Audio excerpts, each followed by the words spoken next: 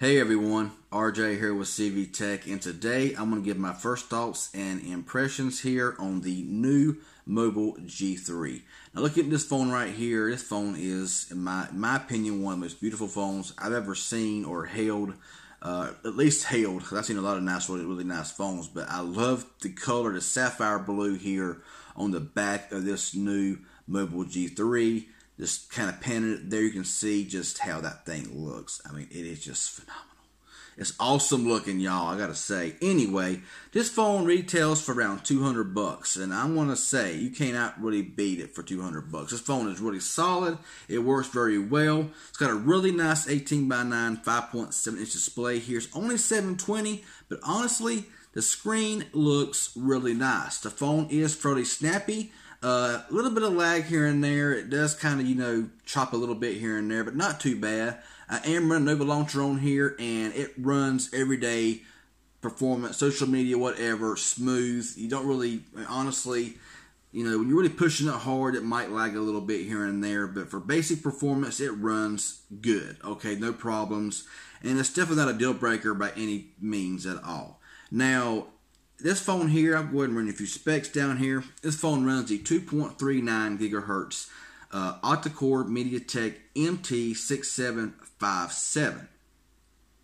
And it has a Mali T880, so it may be like the Helio P20 processor. Not really sure. That's what I've heard. So maybe the Helio P20 processor.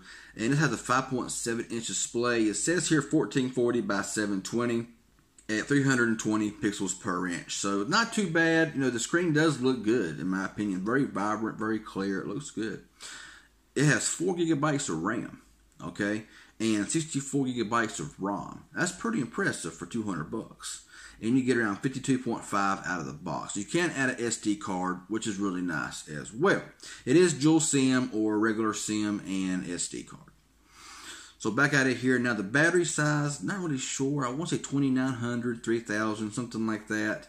Now it don't have any kind of water resistance, nothing like that on it. It's just your basic phone, and you can't expect everything for 200 bucks. You just can't.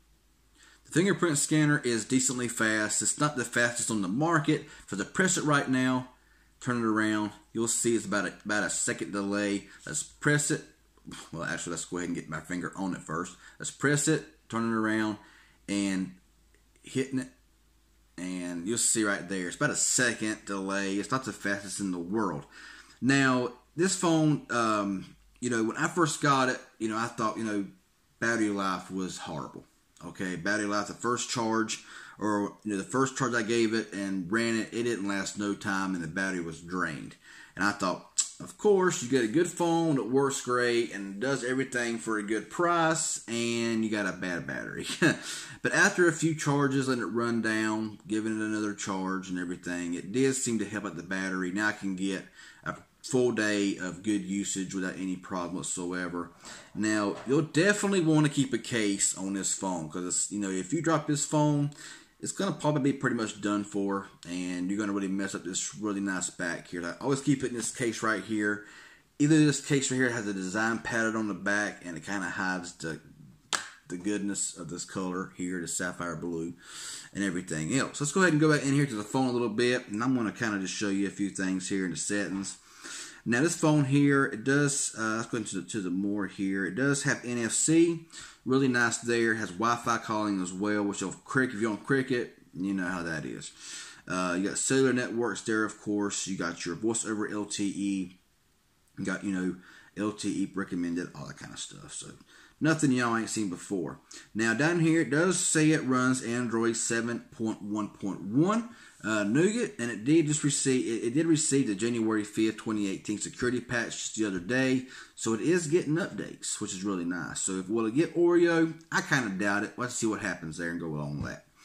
Now, like I say, it does have 4 gigabytes of RAM, and it has slide to capture a screenshot. You can swipe 3 fingers downward together to capture a screenshot. You got slide to launch the camera. You just swipe 3 fingers upward together to launch the camera.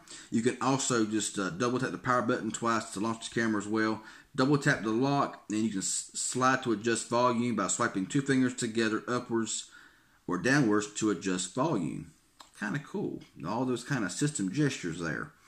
You got one-handed mode as well. If you want to use one-handed mode, you can kind of swipe over there. If it's turned on, you can slide right onto the one-hand mode from the bottom of the screen and slide back to full screen again. So really nice stuff there.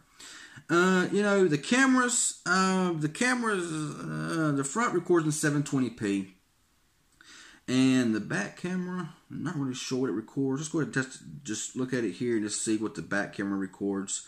It records in 4K, Full HD, HD, all 30 frames per second. And that's if there's any kind of like time limits here on 4K.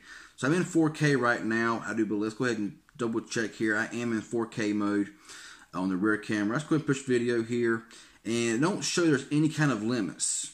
Okay, pretty cool. So a lot of phones like Samsung, stuff like that, they limit there's like 5 minutes, in 4K and like 10 minutes in 1080, which is kind of ridiculous in my opinion. But the camera on this thing here is so-so. It's not the best camera I've ever seen in the world. I've had problems with focusing issues from the rear camera. A little bit here and there. It wants to overexpose and just wash out the photo. And that's indoor lighting. I've not really done much outdoor, but we'll have to check that out and see as well. So, overall, I would say this phone right here is a definite get. I mean, I recommend it highly. I mean, it's been a great phone, great experience.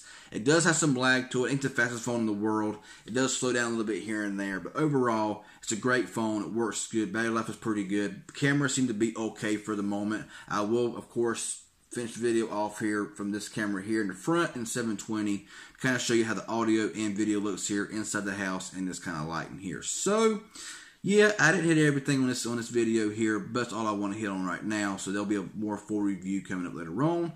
But let's go ahead and look at the front camera here on this on the new Mobile G3. So here is the new Mobile G3's front-facing camera. I record in 720p as its max resolution. And I did forget to mention that it does have a front-facing flash, so that's really nice if you're doing those nighttime vlogging videos or those nighttime self-pictures and all like that. It is kind of a bright flash, so it may overexpose if you're up close and everything. But this is the same distance and everything as the Honor 7X was. So let me know in the comment section below how this audio and video does look here from the new Mobile G3. I'm going to do some more tests on the rear camera, see if it's a problem with the focusing or not and everything. But, the phone does seem to be, very solid. It looks very good here in playback. Or in recording it. I see how it looks in playback and everything. So, this little, first thoughts and impressions here was helpful and informative in any way. Hit that like button. Any questions you may have, leave it below, and I'll get back with you as soon as possible. If you haven't subscribed yet, please do so. Hit that bell as well. That'd really be appreciated. Y'all have a good one, and thanks for watching.